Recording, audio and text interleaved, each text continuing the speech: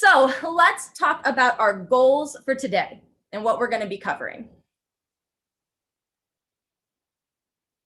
So today we're going to define a plyometric exercise. We're going to talk about the requirements and how to safely perform plyometrics. We're going to talk about when to use plyometrics.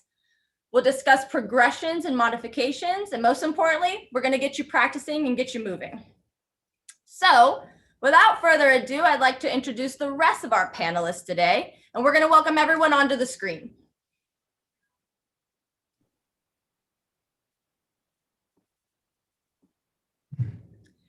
So first, we have Dana Ballis, who is a physical therapist at our 70 Pine Street location.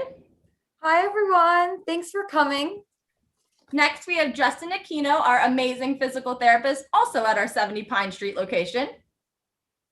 Thanks for joining us tonight and looking forward to hanging out with everyone. And lastly, we have Josh Reeders, who is a physical therapist and the clinical director at our 70 Pine Street office, and he's going to be helping answering your questions. Everyone looking forward to answering your questions. Okay, Josh and I are going to say goodbye for now. Dana and Justin, we'll let you take it away. All righty. So I'm going to start us off by telling us a little bit about what exactly plyometrics are. So plyometrics is a form of exercise training. So it typically involves jumping, hopping, and other forms of quick explosive movements. So if you think of a rubber band, or I'm going to show you with the TheraBand. So with plyometrics, your muscles, we're going to stretch them. And with that energy, you're going to do that quick explosiveness. So just like that. So plyometrics is the fastest way to take the strength that you build in your body and turn it into that speed and explosiveness. So plyometrics not only improves the efficiency of that strength building, but it helps to strengthen that stretch shortening cycle, kind of like that rubber band example. So what's happening is your muscles are slowing down, absorbing that momentum, holding that energy when you land, for example, in a hop or a jump, and then converting it into a forceful movement. So we're doing this in a quick amount of time, super fast, and it's a great way for a good workout and a bunch of other things that we're going to go over. So Justin is going to tell us a little bit more.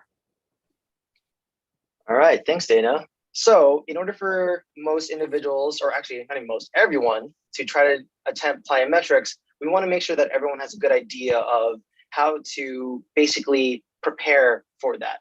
So in terms of the exercise itself, you want to make sure that you have the necessary range of motion, or basically amount of motion you have in your body, in addition to the amount of strength in order to do like the foundational movement. So for example, if you wanted to do a jumping lunge, you want to make sure that a static or standing lunge is adequate in terms of movement, strength, and also something called motor control, or just think of it as technique. In terms of the plyometric focus exercises, so let's say just one day of working out, in between each exercise and set, you want to make sure that you have enough rest time, allowing your body to recover more effectively. That way it helps ensure you sustain good technique.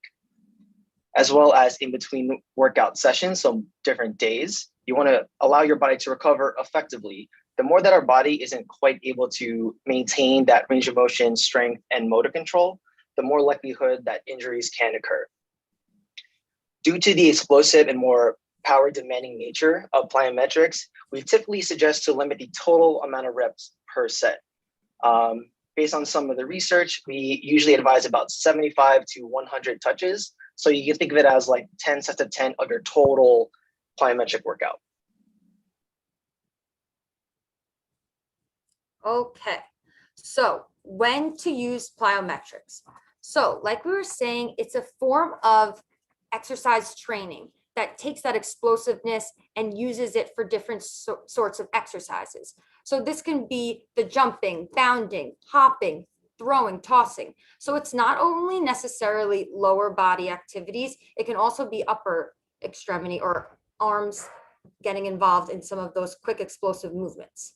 So it increases your explosiveness. So that's a great way to incorporate it into your training to really increase that explosiveness that you need in some different types of sports. It increases the speed of your footwork. So for example, if you need that for any other sort of sports training, exercise training, or if you're a runner, anything along those lines, it increases overhead activity speed. So for example, if you're into baseball, basketball, anything along those lines. It also helps, like Justin was saying, with that stability component. So with these complex exercises and movements, you want to make sure you have that stability. So these plyometric exercises help with that stability when you have fast, quick demands in your legs and arms. So also helps with agility warm-ups. So agility is a great way to help warm up before some sort of exercises. It helps with speed, it helps with quick movements. So it's a great way to train for that and incorporate that into your exercise. As well as if you're coming to us for a sports-related injury, plyometrics is a great way to help return you to sports and get you back there feeling stronger than ever before. So it's a great way to complement therapy even. So especially with the pandemic, a lot of us have been at our homes in a small space. The gyms have been closed. So plyometrics is a great way to spice up your at-home exercise program. It's a great way to increase heart rate, get a sweat on, and it's fun. So it's a great way to take these tips and do them in your own home as well. All right, so here's a list of examples that Dana and I are going to run through today.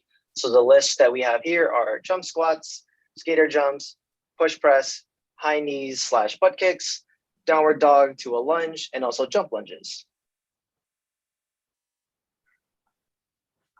All right. Let's get to it.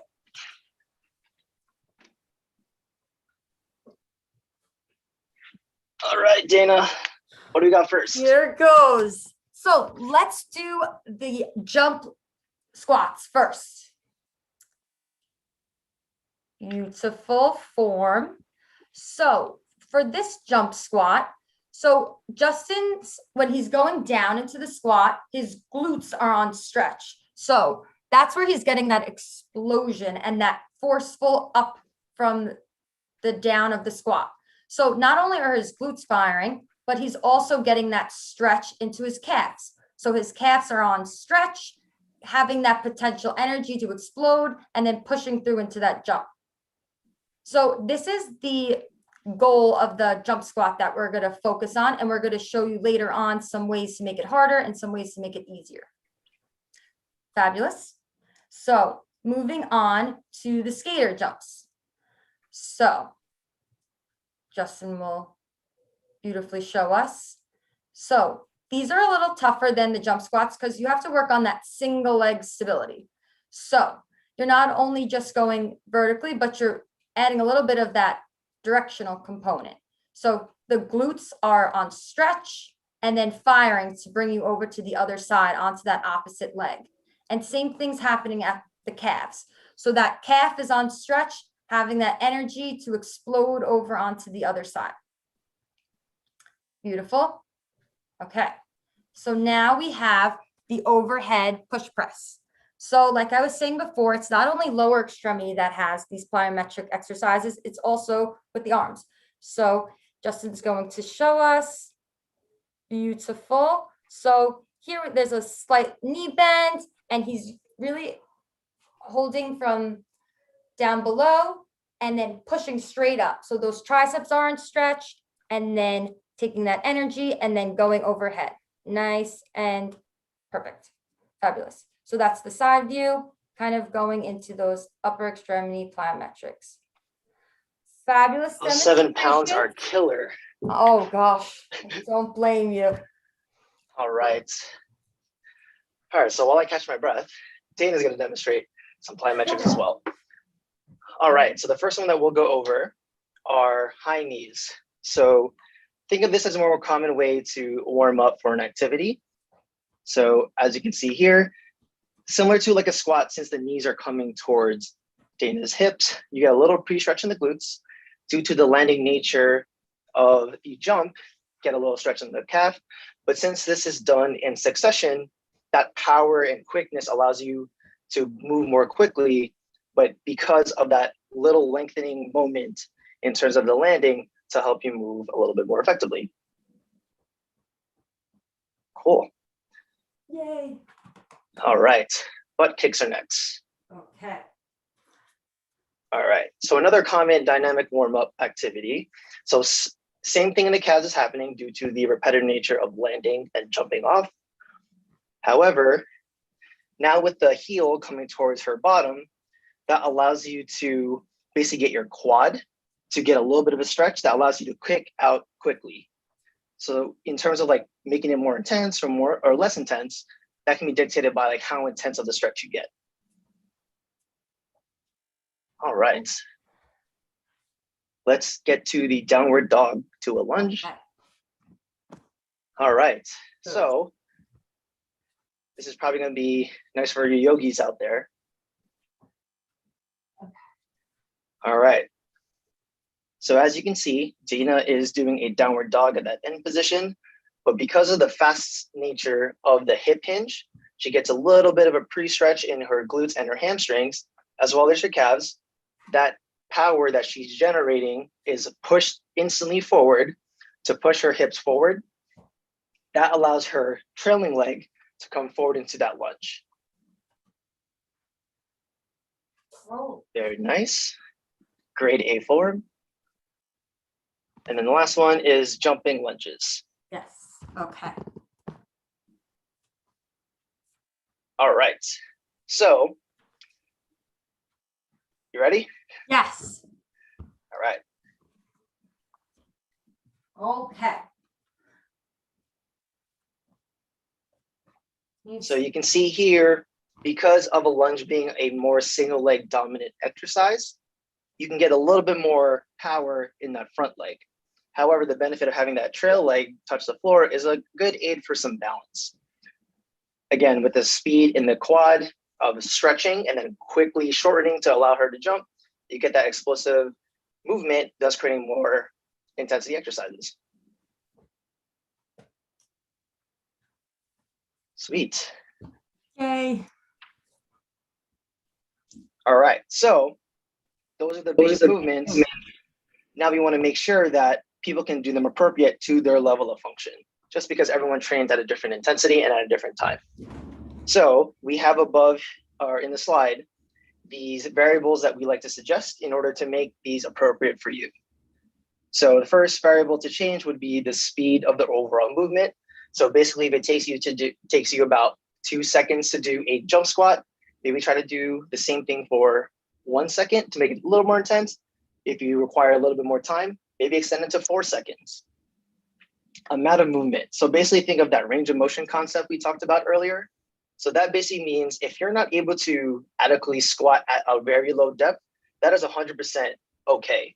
We want you to make sure that you do these safely. So if you can only go about 30% down, it's a 30% squat, but as long as you're quick with good control, you'll still get the benefit of the exercise. Type of environment. Since everyone is a little bit more confined to their homes day to day, but we're slowly getting out there due to the nice weather, you can do an exercise outside. However, the surface may dictate how intense or less intense it is. For example, if you're working out on concrete versus grass.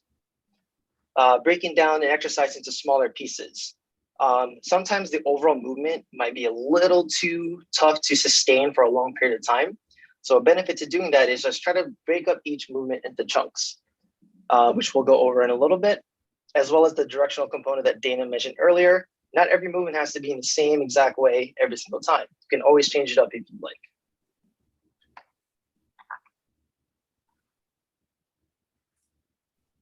All right. Okay. So now we're going to break it down. So, okay. So Justin we're going to start Justin off with some high knees. So we'll bring it back to what I was showing you before. So this is kind of the goal of the high knee plyometrics. So he'll show you from the side again. Perfect. So let's say you're first getting started and you want to build up towards this. So the first thing I would recommend doing is just some marching quickly though. So you're kind of building up towards that plyometric speed without necessarily going into that jump and that hop. So this is a great way to get comfortable with the increase in speed and agility aspect to it, and then building up and adding that jump if that feels comfortable and you're strong enough and it feels secure. Perfect. So let's say the high knees are feeling too easy and you want to make it harder. So one of the things we were talking about is adding direction. So you can do this traveling. So Justin's going to show us. So he's going forward, backwards, side to side. Perfect. So you can set up little markers in your room and go from side to side, front, back. So he's not only changing direction forward and backwards, but he's going around in a whole circle or wherever he wants to go. Perfect. So next, butt kicks. So Justin's going to show us what we demonstrated earlier. Perfect. And then, so if you're just getting started and you want to make this a little bit easier, what you would do is similar concept. You would just do them slower without having that hop component. Perfect. So here you're working on the speed, not worrying about that hop component, getting comfortable with that. And then once that feels okay, adding in the jump. Exactly. So there he goes. Next. So the butt kicks are feeling too easy in place. You want to add a little bit more. Same thing with the high knees, changing directions, moving with the movement. Going forward, backwards, side to side, changing that direction. Perfect. Next. Ooh, getting a workout in. Do you need a little break? It's all right. I'm good. Okay, so the next one is the downward dog lunges. So if anyone's familiar with yoga, typically like some of these transitions are more slower, flowing. So the way to kind of ease into this would be something of just a downward dog into a nice flow to that forward lunge, just to get used to the movement. So Justin's going to go into that downward dog, hold, and then go forward. Beautiful. So this is a way to kind of get used to the movement before kind of adding that plyometric component. So, yep, nice and slow. And then, so here we're changing the speed to make it a little bit easier. So then we'll increase the speed to kind of get to that basic form that we kind of started out with that we demonstrated before. So now he'll increase the speed and getting that stretch reflex from the glutes. So as you can see, it's much quicker, much faster than the previous one. So a way to even make this a little bit harder. So right now we've been focusing on just that one side. So you can change both the sides, going from the right leg and then switching over into that left leg. So you're going into the exactly, and then switching directions. Beautiful. So you're switching side to side, kind of getting both sides involved, and just instead of just focusing on that one side, making it a little more complicated in that regard. Beautiful. Good. Okay. So one more, Justin, can you do it? I think I got this. Okay, so we're going to do the jump lunges. So earlier I was showing you just the jump lunge on your one leg. So Justin's going to show us that. Perfect. Good. So just kind of going back and then having that hop to the end. So if you want to break this down, so a step back lunge is the way to kind of build into these jumping lunges. So he'll just step back and then come together. Exactly. Beautiful. So he's kind of getting ready for that jumping component, but not exactly doing it. Fabulous. Awesome. So let's say the jump lunge is feeling a little easy and you want to make it harder. So what you can do is instead of just doing that single leg jump lunge, you can switch side to side. So you do right and then switch to the left. Exactly. Fabulous. So How's my form? it looks great. Even after all of those before, impressive. So good. So you can make any of these exercises harder or easier based on your level of fitness. So just because plyometrics seems a little bit out of your comfort zone, there's tons of ways to break it down and get you started. So we're going to go on to a couple more examples. All right, Dana. Okay. You ready? My turn now. Awesome. Here goes. Sweet.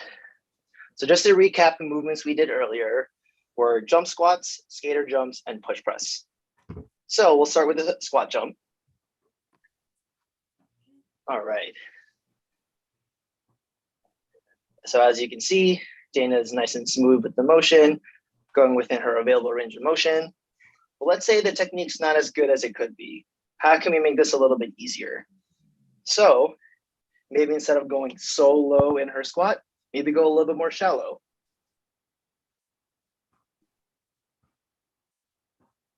And then let's say, oh, maybe the jumping component's a little bit too intense. Let's just go into a heel raise instead. So I'm going.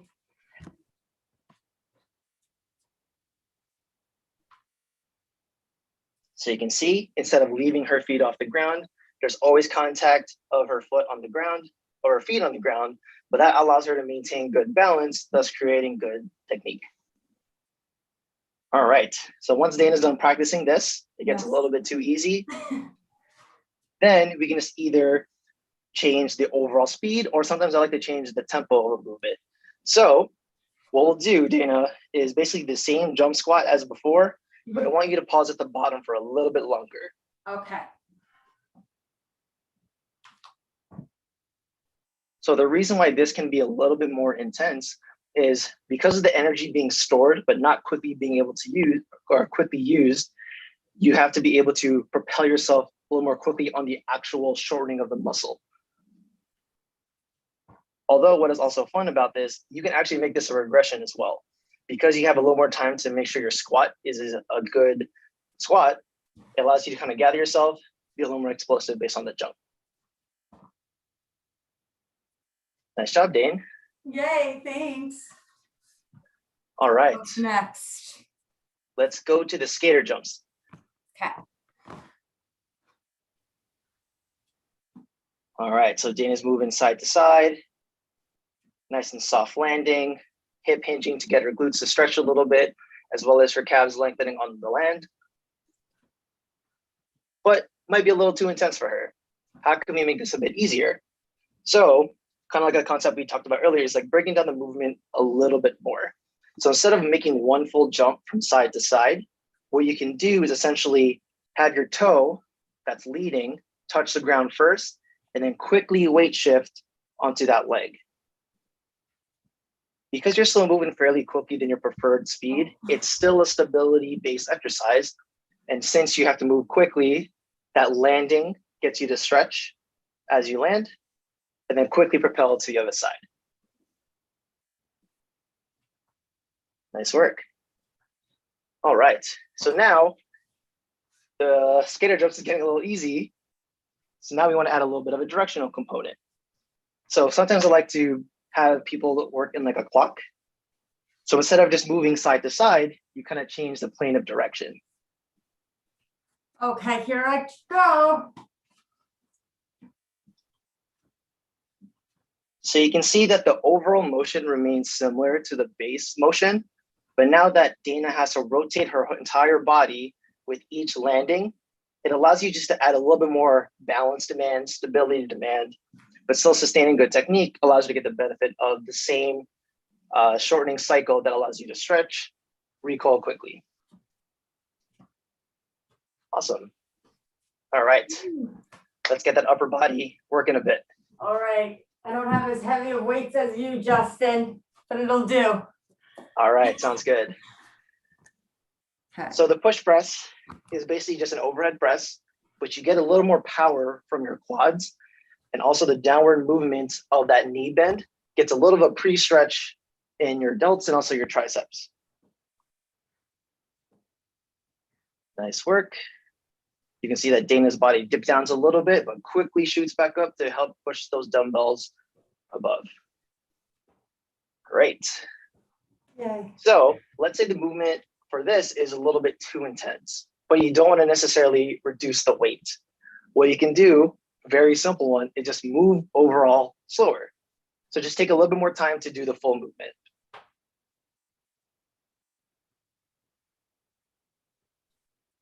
Nice job.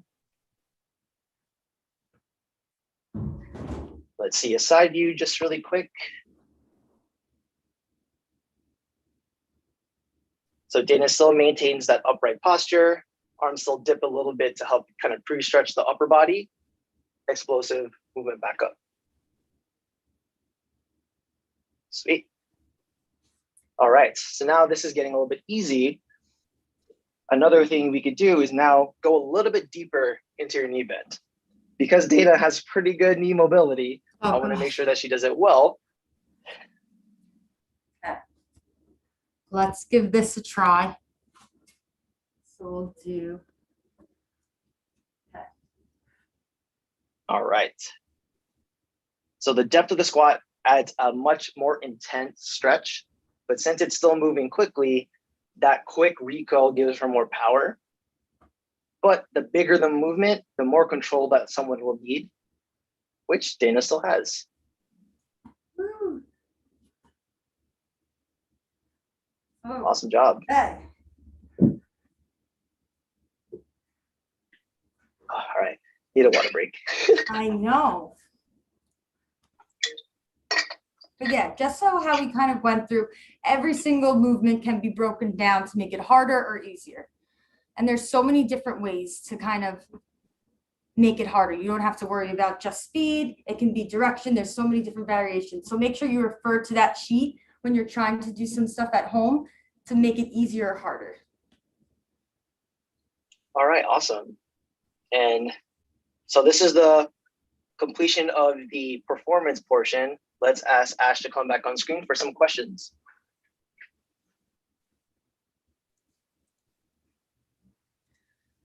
All right, guys, thanks for that awesome presentation. You got my heart pumping. I wasn't even doing anything. Guys. Okay, so we're gonna go over a few questions that were sent in. One question is running considered a plyometric exercise? You want to take that, Dane? So anything that you're shortening and then exploding is going to be that plyometrics. So a lot of the times when you think sprinting, that's that like plyometric explosion that you get to increase that speed. So it depends on different forms of what your goal is with running. So yes, any aspect where it's that stretch and explosion, that's plyometrics. But there's different forms and different variations. Awesome. And also on that note, think of as like each activity can like operate on a spectrum. So if you're doing like a little more casual jog, you are still shortening and lengthening things as you move, just not as intense. But then if you want to go to the other end where you want to provide more like a sprint, that's obviously going to provide more range of motion demands, strength demands, control demands. Nice. Thanks, guys. When jumping, do you land on your heels? This person said she just couldn't see your feet. Gotcha. I typically land on my toes first, but then smoothly bring my heels down. That way you allow your calf muscles to essentially help you with the landing. Great. Someone asked, how often should we do these exercises? So if you have build a program, so we would recommend like 2 to 3 times a week if you're just getting started, and making sure that you're not doing it back to back those days. So giving yourself enough adequate rest. Because if you're just starting a plyometrics, you want to make sure you definitely have that adequate rest. Nice. Thank you. In a group fitness class that incorporates some plyo moves into, say, a Tabata, is it safe for someone to do 20 to 30 seconds of plyo if they don't normally practice it? So it's safe just based on, so let's say you're doing, like, for example, like how we did the jump squats, and it's something you haven't done before, you can break it down just how we showed it. So you can do without the jump, just going into that lunge or that squat to make it easier to build yourself up to that plyometrics. So if you're in an exercise class, you don't have to worry about pushing yourself if you don't feel comfortable. Just think about some of those principles we talked about to make it a little bit easier. Do you really need to lift heavy weights all of the time? Not if that is it, that isn't your goal.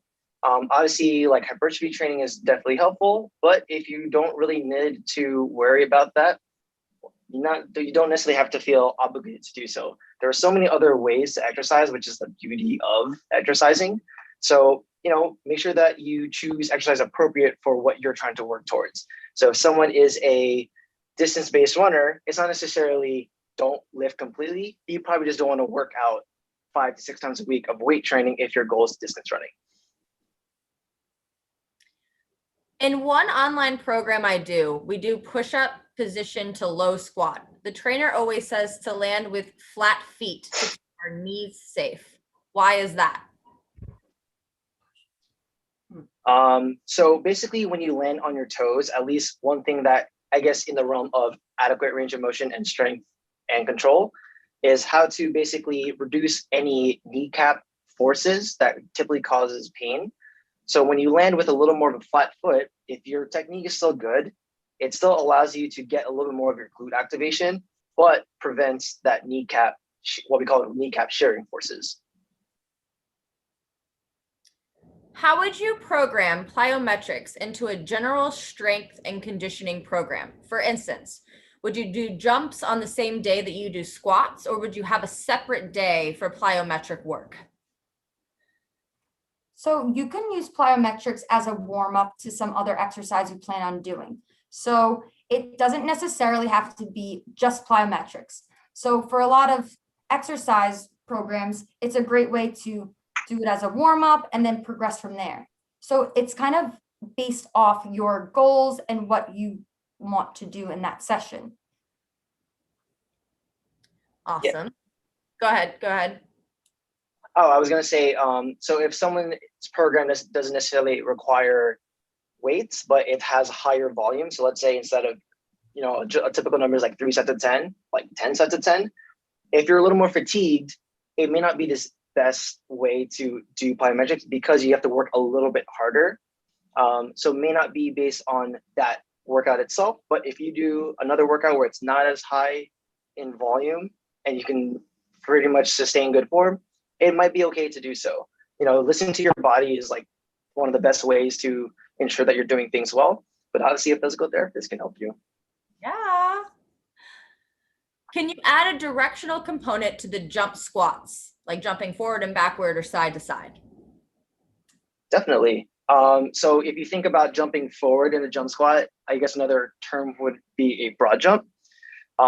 Sometimes you could also change like direction, especially for some of the more agility-based sports that I work with. I like to basically like kind of turn in the air. So I guess I can show really quick. So if I do a jump squat here, so I'm here, turn, midair, land, but still in that same good form. I'll show a little bit more of my legs, same thing, squat down, turn in the air, landing nice and soft. Nice. Great form, Justin. Thank you. I have a history of knee pain. Is this safe for me to do? So if you have a knee pain or maybe a history of knee pain and you want to ease into these plyometrics, so once again, start with the basic form. So don't worry about adding that hopping. Start with the basic forms and then work your way up. And if the beginner spots feel okay, just like how we showed, like the lunge, just kind of rising onto your heels and going down, and that you've been practicing that and that feels okay, then you can progress forward.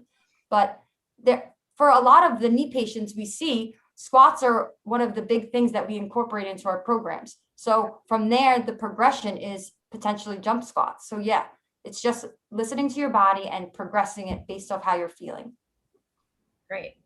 Should I get evaluated if I have had prior knee surgery before doing these? If you think you're going to go into like the more demanding movements, I definitely would advise seeing someone. At least the benefit of getting an evaluation is to see how your overall, let's say, squat pattern is. If it's not quite up to par to provide that increased load, we can work towards that based on some of the variables that we talked about earlier. Do you have a recommended modification for a down dog to lunge for wrist pain? So for wrist pain, a lot of the times when you spread your fingers super wide and then think about pushing your fingertips into the ground, that's what's going to help relieve some of that pressure in your wrists. Another modification that you can try is having your wrist elevated on something. So you can roll up a towel. I could show you here. So if you have your hands on like a towel roll like this, so my hand isn't completely extended, and if that just feels too much, you can place it on a little bit of a towel, so I'm not extended so much.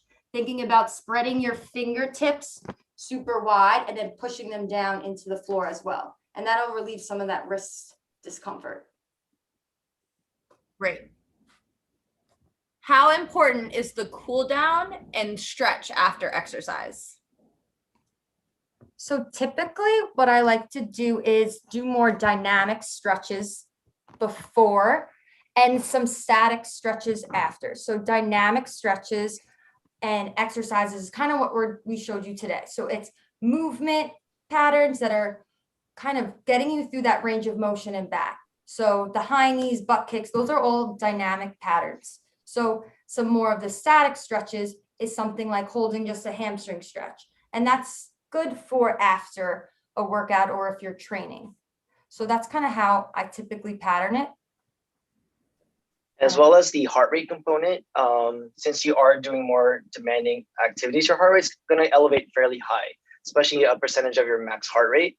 So the benefit of a cool down, it's kind of like a car. If you're stopping at a stoplight, do you want to like stop abruptly or kind of like ease into it? That ease into slowing down allows a much more efficient way and safer way to let your body stop exercising, so it doesn't have any, injuries or any adverse effects from it. That's a great way to put it. I really could vision that while you were saying it. Is doing plyo with a mini resistance band considered a progression? Totally. So increasing the weight and in that example, increasing the resistance makes the task harder. So that's definitely a progression. Great. Can you please demonstrate a proper squat? I often experience knee pain while squatting. So what could cause this? Take it away, Justin. All right. Oh, my legs are tired today. All right. So basically anyone's squat is going to be dictated on like what they have. So, I mean, in a general sense, if someone's lacking a little bit of range of motion in any part of their body, it's going to result in a certain movement pattern, as we say. So I'll show you from a side view first. Basically, in order for you to, let's say, knee pain wise, preventing that kneecap shearing force, for example, you always want to have a little hip hinge. The key thing is to keep your core tight so that way you don't round your back as you go. As I push my hips back, I naturally get a little bit more weight into my heels.